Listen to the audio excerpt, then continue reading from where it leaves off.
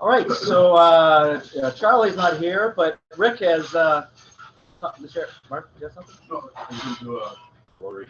Okay, go ahead. Yeah, that's yours. I'll wait for you. Sounds good. Good morning, everyone. Morning. I don't know if you remember Mike Paddock. Mike is a McWanago resident, Rotarian, but he belongs to the Downtown Club. Well, in this month's issue of the Rotary magazine, Rotary International has talked about how they're expanding the international projects and grants, and they're going to a larger formula. And there's a good article, and they interviewed Mike because he has been successful not only with Rotary and the Downtown Milwaukee Club, but with Engineers Without Borders. And as you know, we just completed a project that we partnered with him down in Guatemala for a water project. And also we're doing a hospital program down there. But he was talking about some of the pitfalls. And I've seen that in my work in Guatemala, it's just like with John, and in Haiti, about how going back and checking and finding out how those projects are working. If you get a chance, it's in the magazine. Take a moment to read it.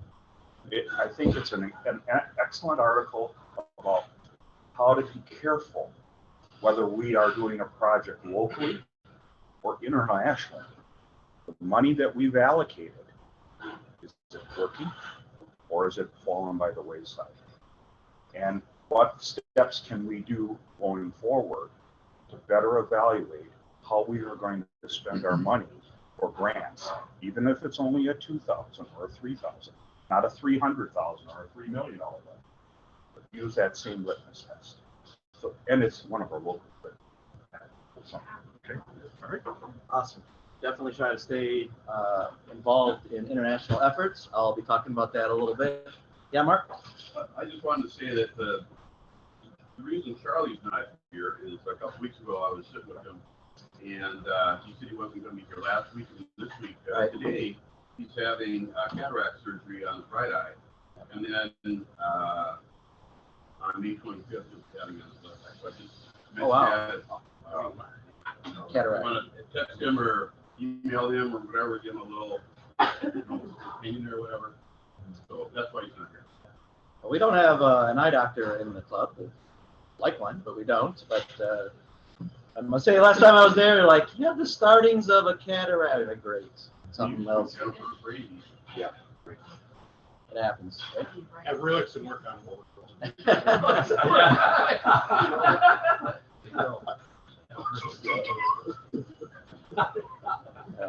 Yeah, so international, I must say, in a world where a lot of magazines are going out of business and they're only going online, and I don't know if that's going to end up being the Rotarian.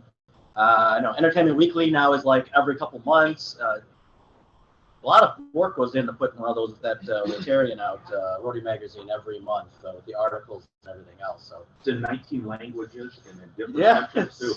So it's not just one public. Right. It's unbelievable. Yeah, it's something. Okay, Rotary Happy Finds and Drawing, I should say. Happy Finds, other finds. Anybody happy? Anybody have a Ken happy? I'm getting a puppy. Really? Yeah, rescue puppy. All right. That was a stray. Happy on a couple of things. A little laugh. Speaking of my surgery, I stopped 2 weeks on my eyes, and they're Oh. doing very well. Okay, good. I graduated, so and we're also here to promote a little more exercise along with Pro Health. We're hope to see all you guys there else Saturday morning. Yes, and he is modeling the shirt. Yeah. That most of us got yesterday in the mail. Anybody else today? How many fingers do I have? Tell you what, John, you mind?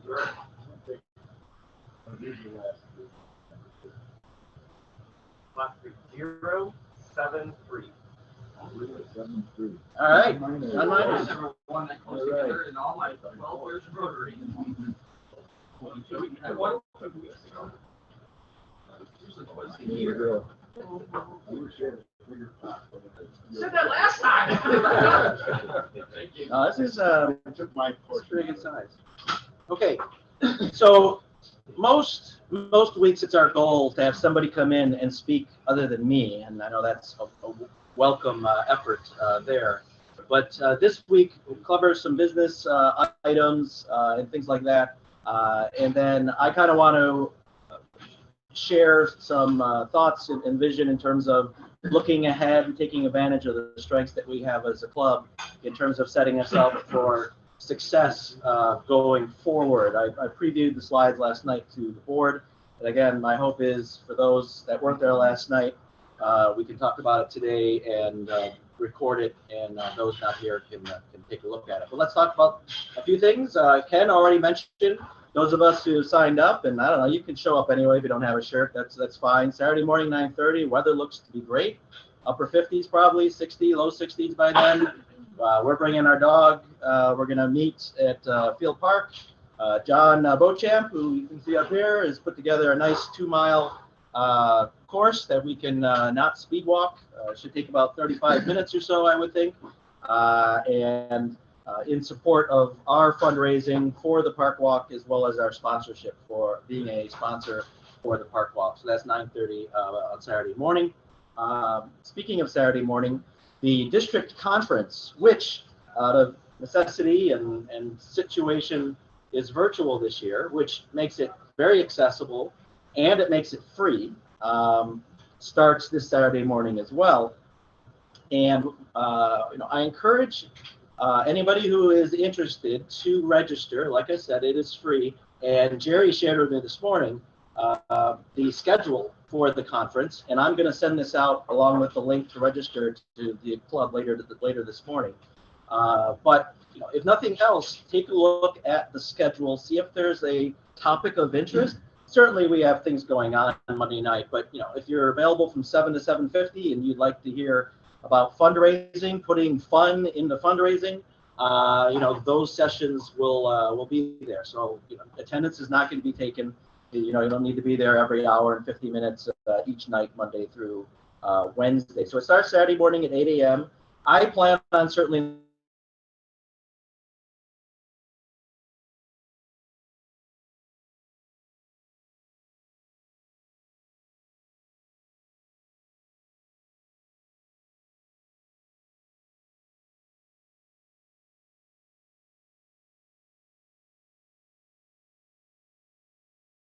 for our newer members, or even not so new, on Wednesday night at 6 o'clock, there's a session membership. Welcome to Rotary. New member orientation, or what the heck did I get myself into? So that's what that's there. So take a look at that shelter box presentation on Thursday night. That's always an interesting.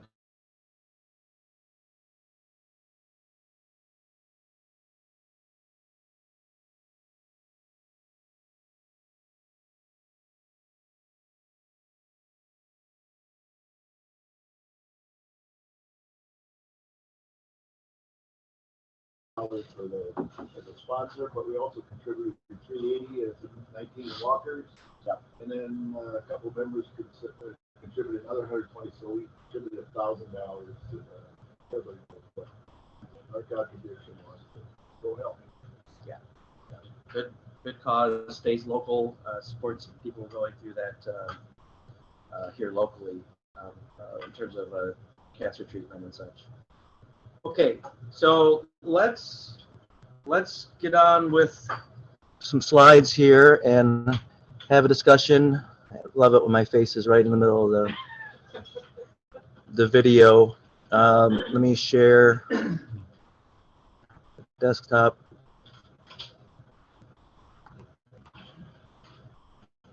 And go to the presentation and look around the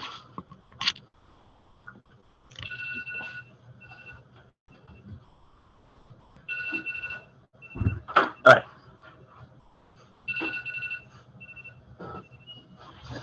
So for those that haven't seen it, the new logo and motto for the next Rotary year is going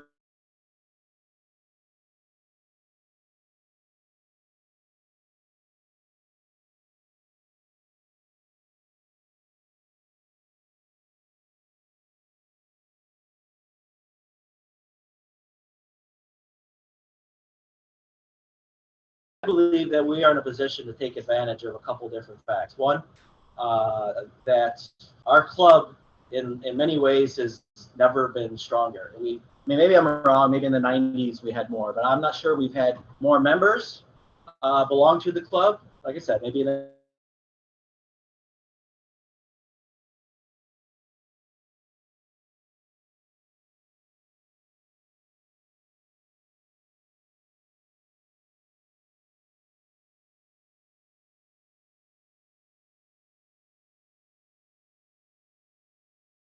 never have we had as good a reputation or relations with key organizations in the community, whether it be the village, whether it be the school district, whether it be the Chamber of Commerce. I think efforts that we've had over the last several years, fundraising has helped us.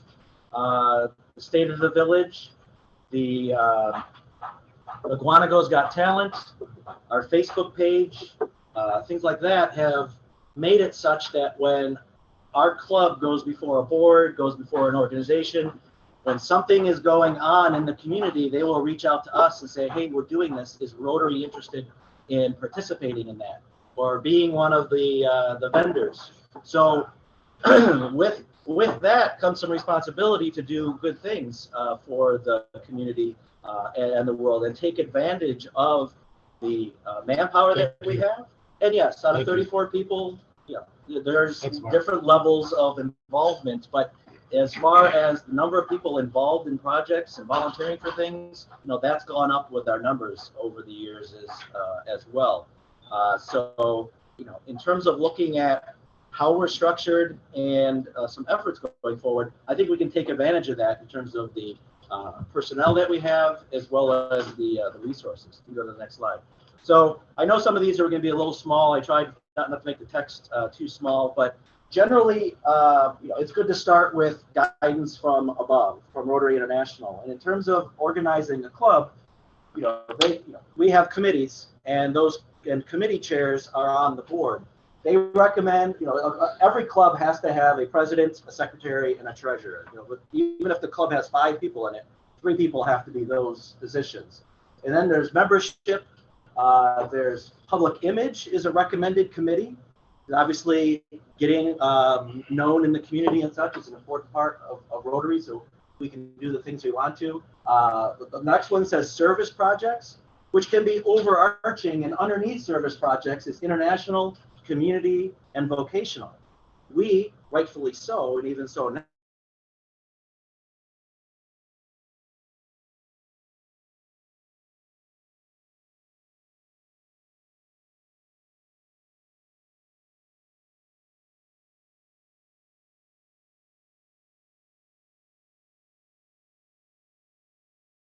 and we have integrated over the last several years district grants and using foundation money for that. So that's kind of the general guidelines in terms of how a club is structured. And as I said, the factor is that our club has grown from around 25 members to 34 currently, and we have opportunities to take advantage of training and situate ourselves for success going forward. So these next. So this kind of shows on the left side what we've had in terms of board positions and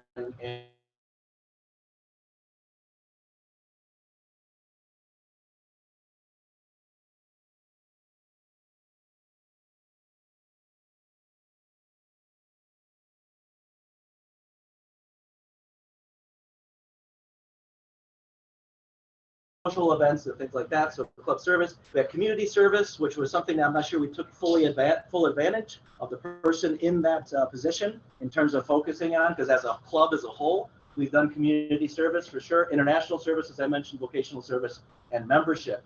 The proposal that I put before the board is, of course, to keep the first 3, but to define a new board position or redefine board position and a chair of a committee called community service projects, where one person will focus on, with a committee, on what we can do for the community, brainstorm efforts, maybe some fundraising, but think beyond the projects that we've done already, and while keeping the current ones going. International service and vocational service will of course remain.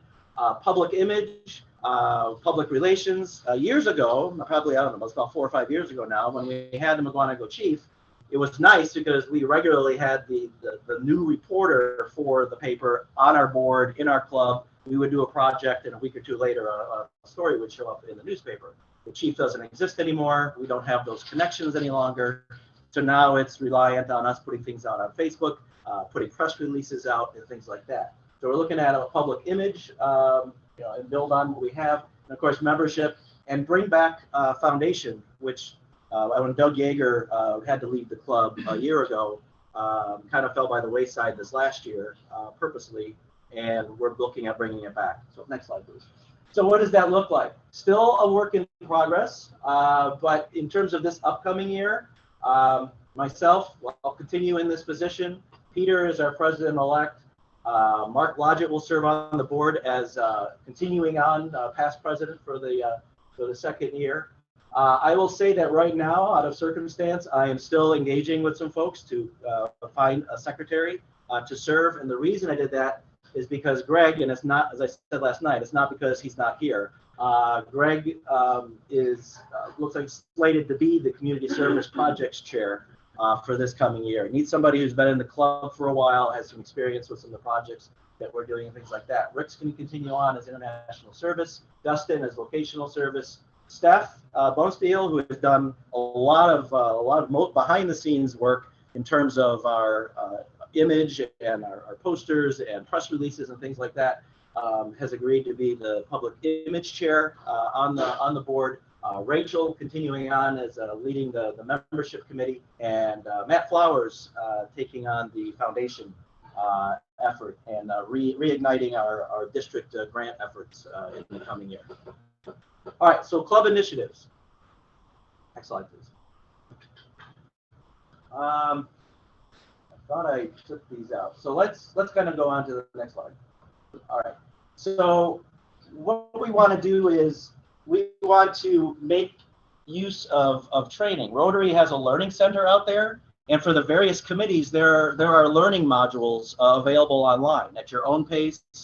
A lot of them are slides. I don't think there's too many videos, but a lot of them are slides and such. So somebody who's going to end up on a committee or leading a committee, there's some availability there. And my goal is to get that information out to you or to point people in the right direction on my Rotary and make those training on your own time available. And there's Rotary orientation, new member orientation, things like that. So there's resources out there that are available, especially if somebody's joining a committee or leading a committee can take advantage of those. Let's go on to the next slide. So something happened here. I missed the slide. It's nothing. Peter, you're going to get kicked off. It's working. What? Sure had that other item. All right.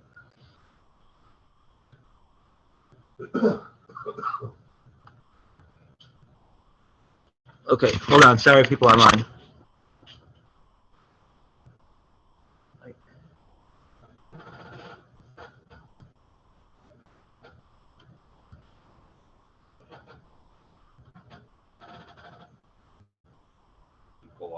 Yeah, I must have moved the slide down. I wanted this slide. Sorry. I didn't think I did that, but. Sorry, we'll take some drink. Leave it on Peter. It's still playing. It's like a network when you have too many things open. And Okay, this is the slide I wanted to refer to. I know a lot of small print, but so one thing that I think that we can take advantage of, take advantage of is with the increased number of personnel that we have in the club. We have done well in terms of putting together committees for particular events or particular projects. We had McGuanago's Got Talent. 5 or 6 of us got together and put that event on, and then brought in the rest of the club to help with the actual event. The beer garden sale was an example of that. Mark had the idea, put together a team of 4 or 5 people, visited East Troy Brewery, and that's going to continue. We're still going to need project committees to get together and to organize an event, fundraiser, service project, things like that. But in terms of a standing committee, that hasn't been a common practice in at least in the last decade or so. And what we're looking to do is take advantage of the manpower that we have in the club and form standing committees. So when we have a community service project chairperson, they are overseeing a committee of individuals who are part of that service project committee and are offering inputs, coming up with ideas, brainstorming, working on developing new projects and such, and then reporting back to the club.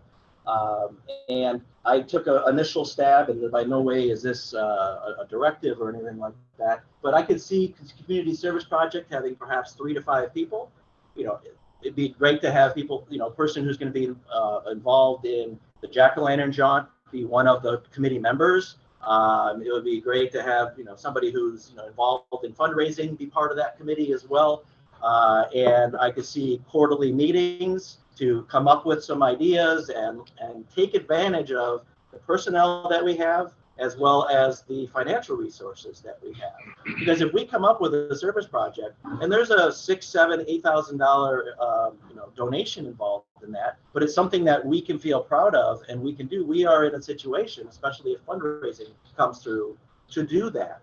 So I could see that for community service, vocational service, maybe 1 to 3 people in there, international service, membership. Rachel, Jenna has already, agreed to work with Rachel on membership and be part of the membership committee, foundation, and then public image as well. And I'm looking for the committee chairs to reach out to folks in the club and say, hey, would you like to be part of my committee? And I'm looking for everybody in the club to take a look at these areas of focus and say, I'm interested in international. I have visited Africa in the past. I visited Guatemala. Rick, I'd be interested in coming up with some ideas on what we can do for international service. So in a way, the board position, the chairperson, will have assistance. It doesn't have to do anything by him or herself. But at the same time, a little bit of organization and working through that in terms of committees. So the committee chair will lead the effort, attend board meetings, and represent committee efforts and initiatives, hold in person or virtual. Zoom is available. If somebody's down in Arizona, somebody's in Florida, and they have access to the internet, there's nothing that says they can't participate in a 45-minute, if they're available, 45-minute committee meeting or something like that via Zoom. We want Zoom and the virtual to be an enhancer of our club, not a replacement for in-person meetings, but to allow for more meetings and more connections. And also overseas projects, fundraisers, initiatives that fall within the area's responsibility. So nothing drastic, but we want to make this more of an ongoing brainstorming session as opposed to a handful of people getting together and coming up with ideas and things like that. Any questions on that? Yeah, Rick. Quick, as a request, I know that we have a roster that has our current membership, people contacted, things like that. If you could, whoever has that in a Word doc, whatever it is, update that and send it out to all of us so that the committee chairs has a call list on who we can try and recruit for our committees. That'd be advantageous. I will say I've heard our current district governor, and you heard me say this last night, Craig Burnett and others will say that there's nothing wrong with everybody in the club being assigned to a committee. Obviously, there's different levels of participation. Everybody has a little more time to dedicate to Rotary than others, and that's understandable, and that's always going to be the case. This is none of our 8 to 5 job is Rotary for sure, except Rick when he was district governor, but even so somewhat now. But getting involved and to the point where somebody comes into the club and say, hey, it's great. Look, we have these committees. What is most of interest of you? What is most interesting to you? And assign a person to a committee. At the same time, we don't need committees of 14 people, and it's so big that it can't be organized. So it's somewhere in the middle there. So some other club initiatives. Sorry, got Ken. Back to membership. Yep. One of the things that I've observed for opinion, is that you need more follow-up with mentor. Yeah. In other words, I'd be happy to work with Rachel if we can get a few people that have come in. I'm going to use Kelly Wolf as an example. I've been trying to work with her to get her back into more active here other than virtual. The younger people that keep them interested, should have some kind of a mentor. I agree. And it's something we've talked about and we've done somewhat, a little bit better in the last few years, but definitely continue to be an area of focus. Because, it's one of those things, you come into the club, we don't want a situation where somebody comes in the club and a year later we're like, okay, you're going to be president. But at the same time, we don't want somebody to be in the club for 4 or 5 years and have them continue to think they could never be on the board because they haven't been in the club for a decade. I mean, that's not the case. At the same time, we're not like, if you don't join the board, then you're not useful to the club. That's not the case either. So it's one of those things where there's opportunity, but there's not an expectation that you join the club, you've got to dedicate 15 hours every week to Rotary, or else you're not an effective club member. And I think as a club, we are understanding of that there's different priorities that pull at all of us, whether we still have kids in school or kids that have to be taken places or travel over the winter and go to different places. So that's always going to be the case. Yeah, Mark.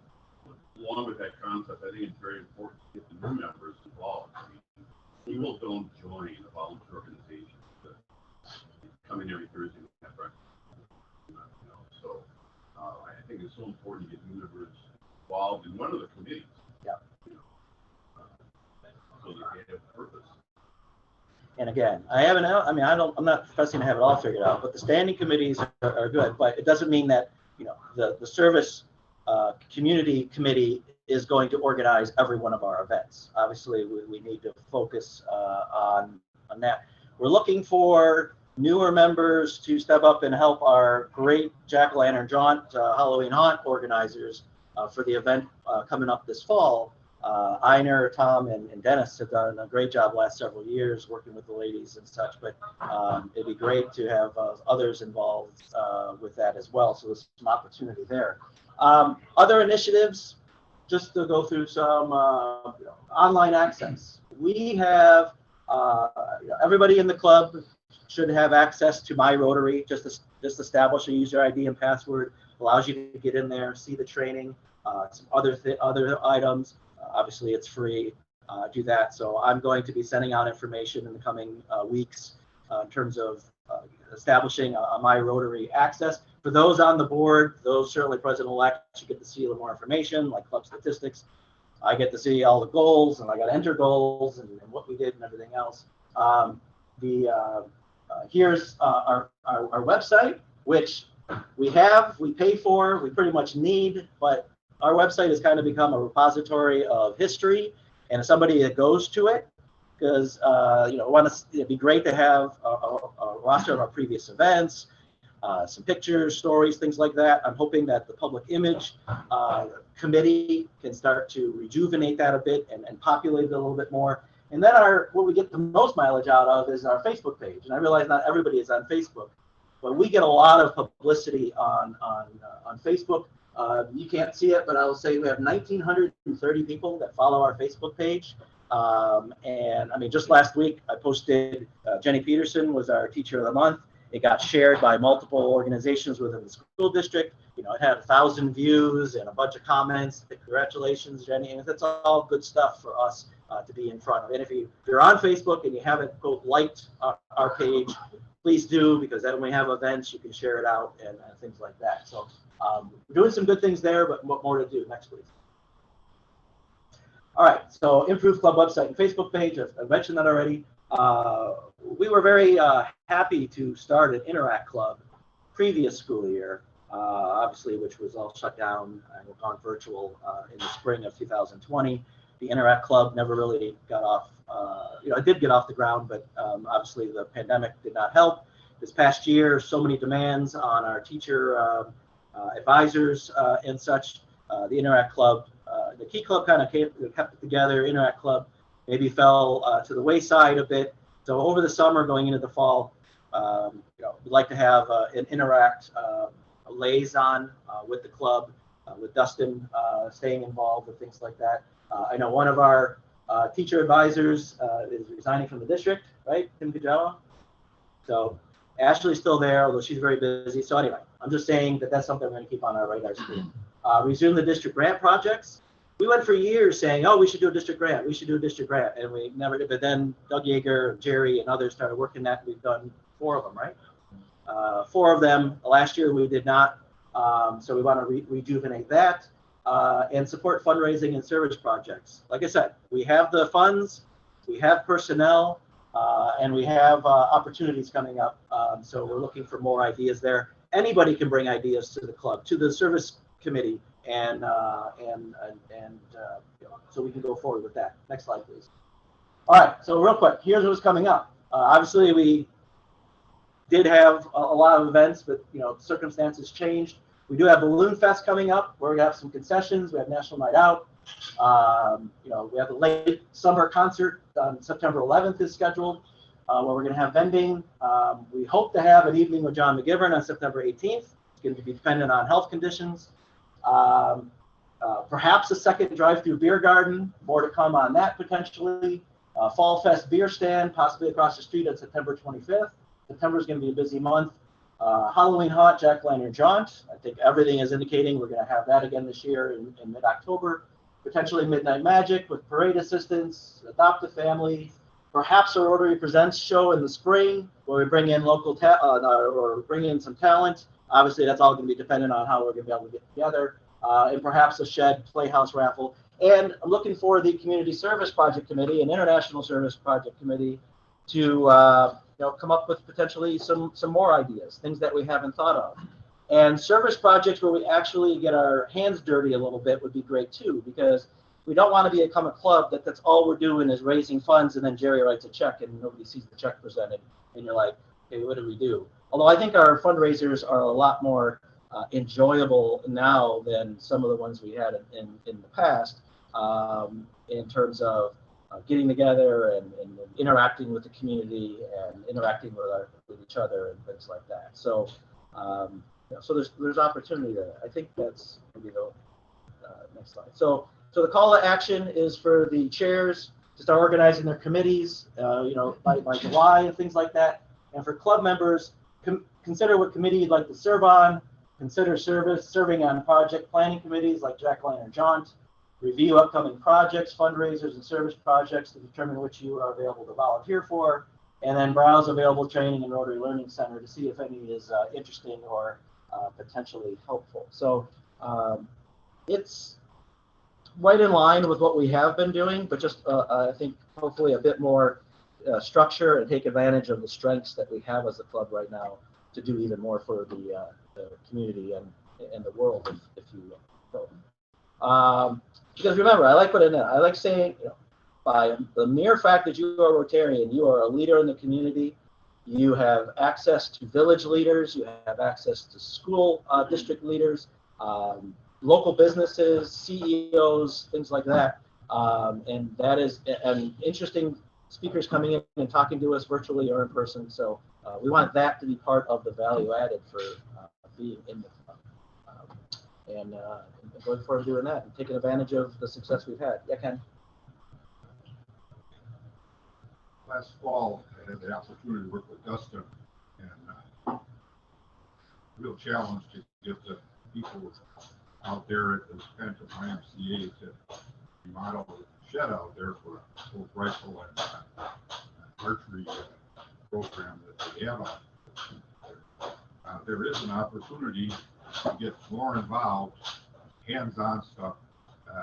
We've got a few archers and gunners in the club here. Those kids that are from 10 to 15, it's a wonderful opportunity to get some hands-on teaching. My FFL license has lasted 4 or 5 months. It's just amazing how many people are buying weapons, and especially women, and they need to be taught as adults. But the kids, we can bring them up with BB guns and archery. we've got a perfect opportunity to be more hands-on.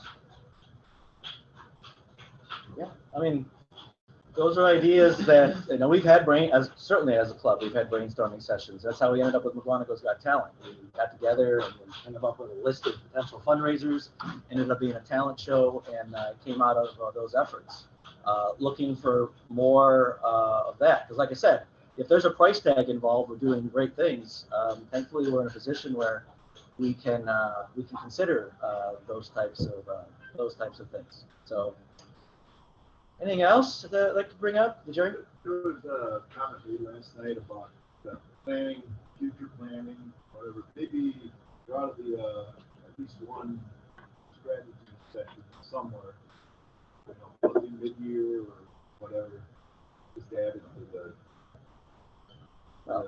Mark led an effort to do some strategic planning and some strategic goals, and one of them was to look at our meeting setup, and the other one was to improve and enhance our impact on the community, whether it be through volunteer work and financially.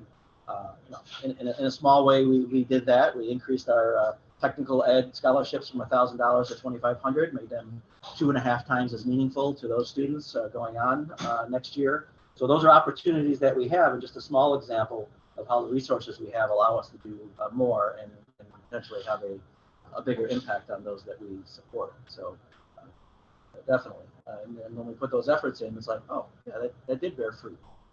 So that's good. And like I said, we talked about this last night a bit. The tension is we'll get through this pandemic, and we'll figure out as the conditions go on. Eventually, we'll get to the back room again. And I want electronics to be an enhancer to our club. Somebody who wouldn't be here otherwise is able to tune in for a half an hour because they have their phone and they can bring it up and participate. Or a committee meeting. I've had one-on-one meetings using Zoom, and it might have been tough for us to get together at Starbucks or something like that. That's the idea, is to have it enhance our club. Go ahead. Okay, and I know I'm beating the drum, but I think sending a message to the members that are not attending is that part of the success of Rotary in the past has been that fellowship gathering. Yep. And I realize there are challenges for all the time, and that's a useful tool. But we've got to adapt to our rank and file. We've got to encourage them to come back to our regular meetings, to be in person, to visit, to interact, to talk, because to us, half of our membership is not coming on a regular basis. And to achieve the goals that you've laid out, we have to change our communication, that we want them to be here. Not that we don't want them to be here because we're fearful of something, not to discredit anything, but we have to encourage them that participation coming in is important to help us for the day, for the week, and also for the purpose of life. I really feel that we've got to get that communication back to why we should show up here in person. And I'm sorry that I may not always appeal to everybody, but I think that, to me, will have the biggest impact in terms of our participation. Well, it should be the goal. I mean, it's always been a goal of ours to outgrow the back room. I mean, certainly we did only because of the pandemic, but to outgrow the back room in terms of having people regularly attend our meetings. So, all right, we're coming up on 8 o'clock. Need to make the restaurant available for other customers and such. So appreciate everybody listening and attending. We'll get back to our speaker programs next week. More to come.